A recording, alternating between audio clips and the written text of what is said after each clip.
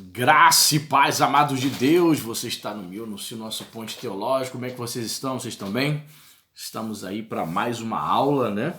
Curso de História da Teologia, que é um assunto que muito me entusiasma, muito me empolga, né? E para você que não me conhece, sou o pastor Nelson Porto, estamos aqui nas internet da vida, compartilhando conhecimento. Se você não faz parte da família Point, venha, se inscreva aí, ative o sininho de notificação para você receber as novidades, perfeito?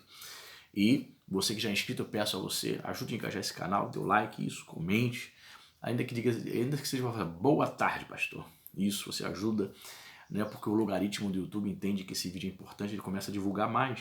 Você pode também aí compartilhar nos grupinhos de Facebook, WhatsApp, do Telegram, Twitter, Instagram, Orkut. Existe mais não, né? Pois é. Onde tiver alguma rede existente, você pode compartilhar, perfeito? E você também pode ser, né, deixa eu acertar a câmera aqui, você pode ser um apoiador do nosso canal, né? Aqui abaixo no link da descrição você vai ver aí o canal, o link do Apoia-se, né? Você pode abençoar este canal a partir de R$5 mensais. Olha, R$5 dá menos de $1, dá 83 cents de dólar. Você pode estar abençoando aí, no dólar dos dias, né, atuais, né? Você pode estar abençoando esse canal, 5, 10, 15, 20, se você entende que esse canal é importante para a sua vida, para a vida de outras pessoas. Você fazendo isso, nós vamos colocar você no nosso grupo de WhatsApp da família Point, pois é. E dentro em breve vamos começar a sortear livros de teologia para você, apoiador. Se você se mantiver ativo ali todos os meses, vamos sortear livros de teologia todos os meses, quando alcançarmos a meta financeira que está lá no Apoia-se, perfeito? Então vamos lá. Mais uma aula. Vamos falar um pouco mais sobre Irineu, né? Irineu de Lyon, né? De Lyon, ou Lyon. Na aula passada nós falamos um pouco sobre ele. Nós vamos falar sobre o ataque de Irineu ao gnosticismo. Claro que ele vai atacar o gnosticismo, porque o cristianismo estava sendo atacado pelo gnosticismo. Então, Irineu ele se arma de maneira contundente contra este mal que estava assolando a igreja ali do segundo século, perfeito? Então vamos seguindo aqui no nosso livro magnífico Roger Olson. Ele diz o seguinte acerca desse fato: o ataque de Irineu ao gnosticismo não teve nada da abordagem fria e racional que as pessoas da atualidade esperariam de um bispo ou um teólogo. Ele considerava o gnosticismo estúpido e sinistro e queria desmascará-lo de uma vez por todas como uma corrupção completa do evangelho disfarçado em sabedoria superior para pessoas espirituais. Para tanto, Irineu passou meses e anos estudando pelo menos 20 mestres gnósticos distintos e suas respectivas escolas. Olha só. Passou quase 2 anos estudando o que eles estavam ensinando. Descobriu que o mais influente é o gnosticismo valentiniano, que se torna popular entre os cristãos de Roma, mediante os ensinos de um líder gnóstico chamado Ptolomeu. Por isso, concentrou sua atenção em expor esse grupo como ridículo e falso, na esperança de que todos os outros fossem esmagados com o peso dessa queda. Você vê que em Irineu havia preocupação, né, querido? Havia uma preocupação de defender o evangelho, defender a fé. Assim, não são todos, claro, mas eu percebo assim uma grande gama de pastores e teólogos que não se importam muito em trazer mensagens que visa vacinar, que visa proteger o rebanho do Senhor contra falsas doutrinas. A gente conta nos dedos, né? E eu sou pentecostal e eu devo sim parabenizar os irmãos reformados, porque eu vejo eles com uma preocupação tanto quanto maior para refutar as heresias, né, desses movimentos do neopentecostalismo. Eu vejo neles uma maior preocupação em refutar, né, os falsos mestres, né? Me parece que alguns pregadores, teólogos, não têm essa preocupação, nem se importa, não se importa com o que os seus membros têm ouvido, não está conectado, não está ligado para saber o que tem chegado à sua igreja, para refutar os falsos mestres. Portanto, isso me preocupa um pouco, né? O fato de muitos não se preocuparem. Veja a preocupação de Irineu. um cara que se dedicou, antes dele fazer um ataque contra o gnosticismo, ele se preocupou em estudar os grupos gnósticos que ensinavam as várias escolas. Não havia somente uma vertente, uma variante do gnosticismo, haviam várias ramificações, era algo assim, uma rede complexa. Portanto, o cara se dedica quase 2 anos para poder refutar as heresias do gnosticismo. Olha que dedicação, né? Mas aqui, a abordagem de Irineu na crítica ao gnosticismo em contra-heresias foi tripla. Em primeiro lugar, procurou reduzir ao absurdo a cosmovisão gnóstica, ao demonstrar que boa parte dela era uma mitologia sem qualquer fundamento, a não ser a imaginação. Essa primeira estratégia pretendia desmascarar as condições internas do gnosticismo e sua incoerência básica. As verdades que pregavam eram conflitantes entre si. Em segundo lugar, tentou demonstrar que a reivindicação dos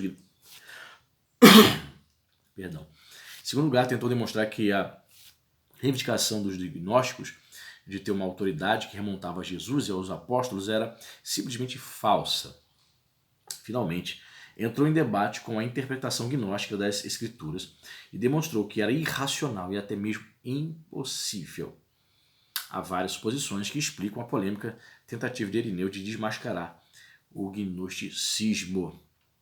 Obviamente, ele acreditava que existia um papel e uma posição especiais por ter sido instruído no cristianismo por Policarpo, que por sua vez teve João como mestre. De fato, não deixava de trazer certa credibilidade para ele, né?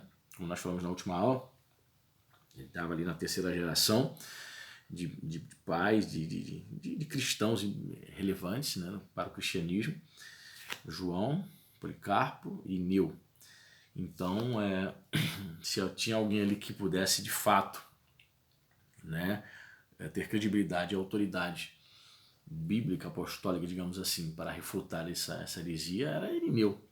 E ele não se fez de rogado, né? Ele assume esse pepino, assume essa postura, né?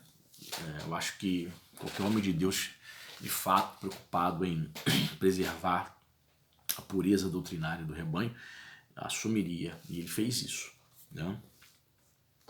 Mas aqui, obviamente, muitos gnósticos alegavam que João fazia parte de um grupo seleto de discípulos de Jesus que receberam do Salvador ensinos secretos, não revelados à maioria dos cristãos por não estarem espiritualmente aptos a entendê-los. Embora pudessem enxergar indícios da própria cosmovisão e evangelho nos escritos apostólicos, tinham de confiar em uma tradição oral secreta como a fonte principal de sua autoridade. Olha só. Irineu deduziu que, se tivessem existido tais ensinos, Policarpo teria tomado conhecimento deles e lhe contado. O fato de nenhum dos bispos dos cristãos reconhecerem nem aceitarem esses ensinos acabou com as reivindicações dos gnósticos, né? Esse é amado, né? É os ensinos secretos, a gnose, né? A gnose, conhecimento no grego, né? Você sabe que eles alegavam isso. Nós temos a verdadeira gnose. Crer simplesmente em Jesus como está nas Escrituras não é suficiente. É necessário crer, se aprofundar nesses ensinos secretos, na verdadeira gnose, né? Existe um grupo, segundo eles ensinavam, havia um grupo que somente esse grupo conhecia o verdadeiro conhecimento.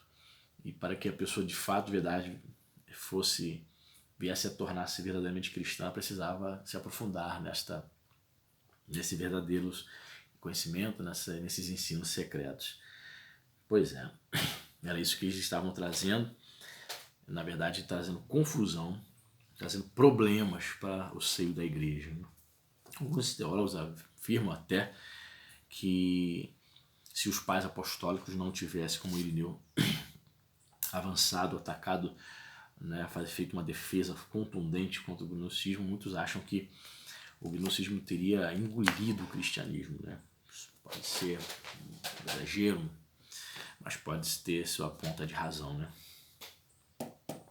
Outra suposição básica que subjazia a crítica ao gnosticismo era de que os gnósticos seriam os responsáveis por romper a unidade da igreja. Eram eles os cismáticos. Irineu, vou repetir, olha. Outra exposição básica que subjazia a crítica ao gnosticismo era de que os gnósticos seriam os responsáveis por romper a unidade da igreja. Eram eles os cismáticos. Irineu atribuía grande valor à unidade visível da igreja, que consistia na comunhão dos bispos nomeados pelos apóstolos. Os gnósticos estavam fora dela e agiam como parasitas. Para Irineu e muitos dos seus leitores, esse era um argumento forte contra eles. Na verdade, alguns acreditam que muitos estavam filtrados na igreja, outros ficavam apenas fazendo proselitismo, né? Fazendo ali captação dos cristãos para introduzir essa heresia. Então Irineu dizia, eles estão totalmente fora da comunhão da igreja, eles não fazem parte da igreja visível, né? Eles estão atacando a igreja com esses falsos ensinos, então eles são cismáticos, eles são hereses, causadores de divisão, certo? Eles estão rompendo com a unidade da igreja.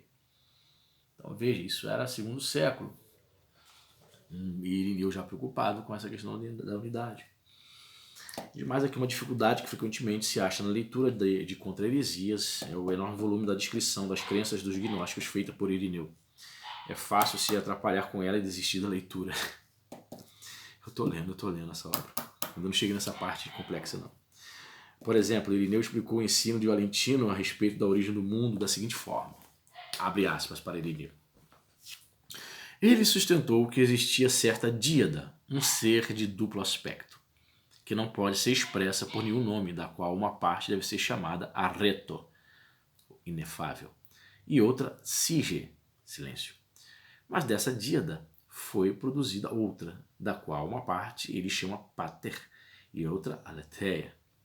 Dessa tétrade, novamente surgiram logos e zoe, antropos e eclésia. Eles constituem a ogdoade básica. Existe outra, que é um mestre de renome entre eles, que na tentativa de alcançar algo mais sublime e um tipo de conhecimento superior, explicou a tétrade básica da seguinte forma. Há, diz ele, um certo proarché, que existia antes de todas as coisas, que está além de toda a compreensão de qualquer palavra ou nome, a quem chamam monetés, união.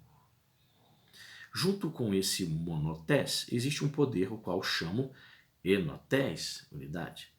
Enotés e monetés, sendo um, produziram, embora não no sentido de trazer existência, o início de todas as coisas, um ser inteligente, não gerado, invisível, que a linguagem de iniciante chama mônada. Tá ligado? Na mônada coexiste um poder de mesma essência, que chamo ren. Esses poderes, portanto, monetés, renotés, monas e ren, produziram os demais membros do Eon. Realmente, agora você entende porque ele passou 20 meses estudando os caras, uma gama de complexidade na explicação, na teologia dos gnósticos, algo confuso e estranho mesmo, né?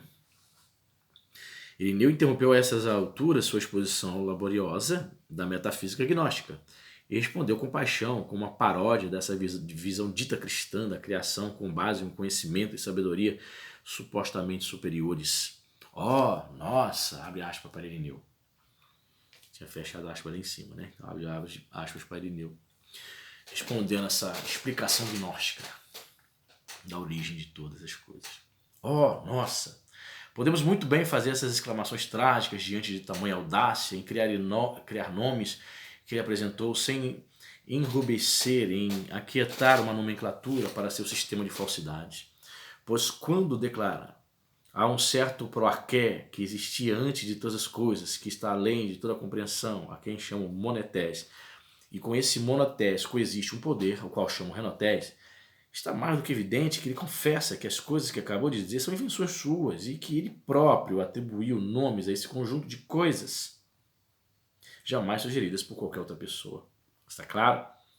Está claro também que foi ele mesmo quem teve audácia suficiente para criar esses nomes, de modo que, se ele não tivesse aparecido no mundo, a verdade seria desprovida de nome. Mas, nesse caso, nada impede que qualquer outro, ao tratar do mesmo assunto, atribua nomes de uma forma semelhante à seguinte. Existe certo proarqué real que está além de toda a compreensão, um poder que existia antes de qualquer matéria e se estendia no espaço em todas as direções. Mas, junto com ele, existe um poder que chamo abóbora. Isso mesmo, abóbora. E junto dela existe um poder que chama o vazio total. A abóbora e o vazio total, sendo um, produziram, porém não produziram simplesmente no sentido de existir separadamente dele, produziram uma fruta, visível em todos os lugares, comestível e deliciosa, que a linguagem das frutas chama pepino. Junto com o pepino existe um poder da mesma essência, que chama o melão. Esses poderes, a abóbora, o vazio total, o pepino e o melão, produziram o restante da multidão dos melões delirantes de Valentino. Se qualquer um pode atribuir nomes a seu bel prazer, o que nos impedirá de dar esses nomes, por serem muito mais críveis do que os outros, além de serem de uso geral e compreendidos por todos. Foi irônico, você entendeu, né? É extremamente irônico. Se Valentino pode criar esses nomes, Ren, olha lá os nomes, Ren, Antropos, Aletheia, Adíada, Mônada, Renotés, Monotés, criando aí seu panteão particular. Por que eu não posso dizer então que a abóbora criou pepino? Tem a senso de humor, entendeu, né? Legal. Pra gente fechar aqui o último parágrafo da aula, diz assim: se o leitor moderno de Irineu perseverar pelas muitas páginas de explicação dos sistemas e terminologia gnóstica, sua recompensa será o prazer ocasional da ironia e do sarcasmo, que revela um pouco da personalidade de Irineu e de seu repúdio à cosmovisão evidentemente absurda do gnosticismo. Algo que é interessante, né, quando a gente vai estudar a Epístola de Paulo, né? Principalmente segundo os Coríntios ali, ele usa muito o sarcasmo da ironia, né, para lidar com os falsos apóstolos que atacavam a credibilidade do apostolado de Paulo, né, lá em Corinto.